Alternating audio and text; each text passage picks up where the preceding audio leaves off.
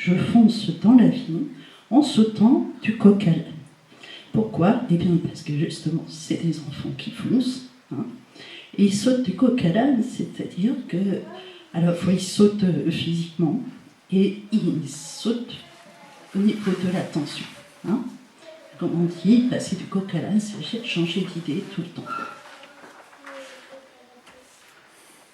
Alors, l'enfant TDA, eh ben, c'est un enfant. Et j'aimerais bien qu'on retienne ça. Hein ? C'est donc d'abord un enfant, et ensuite il a une spécificité. Mais d'abord, c'est un enfant. Et il a tous les droits de tous les enfants. Alors, il y a un ouvrage pour la psychologie qui s'appelle le DSM, qui est un ouvrage qui permet de fixer les diagnostics dans tous les pays occidentaux. De parents, un accident grave ou Non, on ne va pas être là-dedans. On va être dans un trouble anxieux ou dépressif. Alors. Parce qu'un TDAH, il a vraiment des fonctions exécutives qui ne fonctionnent pas bien, mais depuis le départ, ça ne fonctionne pas bien. Après, on peut arriver à le faire développer mieux, hein, à l'aider.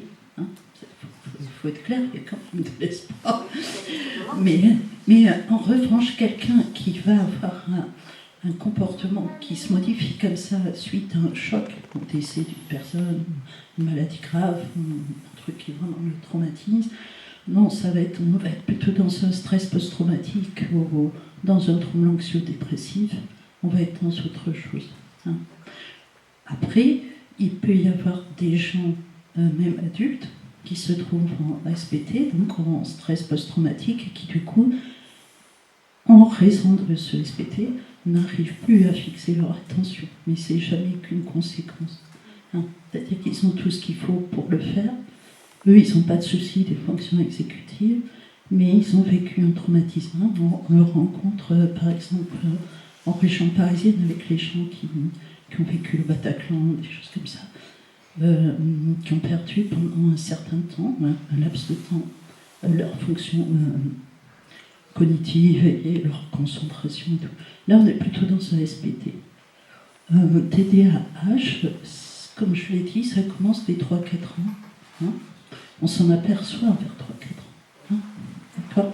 Il y a certaines fonctions corticales qui ne fonctionnent pas bien, donc il faut l'aider pour que ça fonctionne mieux. Après, ça s'améliore. Hein. Alors justement, il était juste un peu remuant. Alors oui, c'est ce que je disais tout à l'heure. Les parents, ils souffrent beaucoup, souvent de rejet, hein, de rejet social, en fait. Et non, comment réagir ?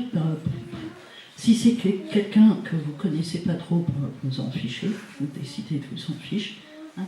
Si c'est quelqu'un de votre famille ou qui vous est proche et pour lequel vous avez de l'affection, il faut lui expliquer ce que je viens de faire. Ouais, parce que justement, je commence, c'est un peu le but, hein, c'est un peu ce que voulait dire Liane aussi.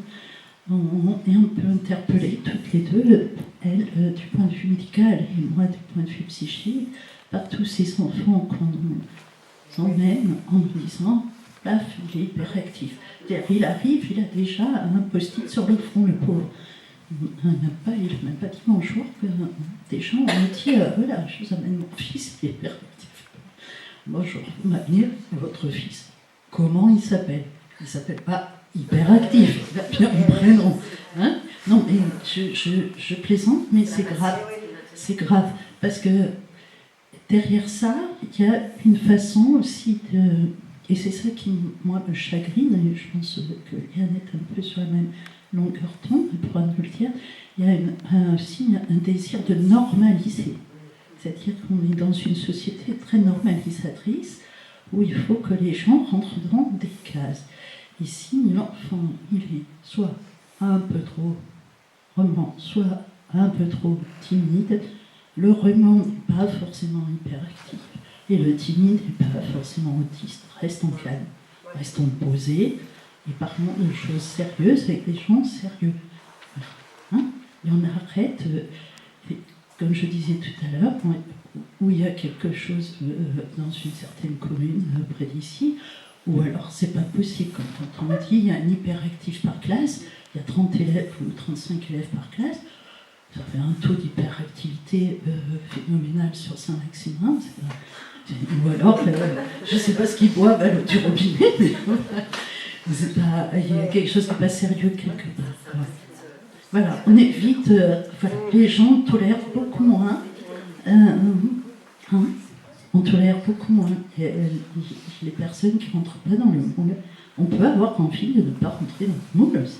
Il peut y avoir des enfants qui ne veulent pas rentrer dans le moule, qui feront aussi des adultes qui ne rentreront pas dans le moule, parce que c'est pas le truc. Et après, c'est pas forcément pathologique, c'est juste que c'est leur façon d'être. Donc justement, c'est parce que moi, tous ces hyperactifs là qui m'arrivent autoproclamés ou diagnostiqués par de ci, de là, ça me chagrine. Il n'y a pas tant d'enfants qui sont dans une situation pathologique. C'est pas possible. Et puis c'est quelque chose de très sérieux. C'est beaucoup. Si déjà ici, vous voyez, si vous avez vu que parfois ces situations-là existent et que vous n'êtes pas tout seul, c'est déjà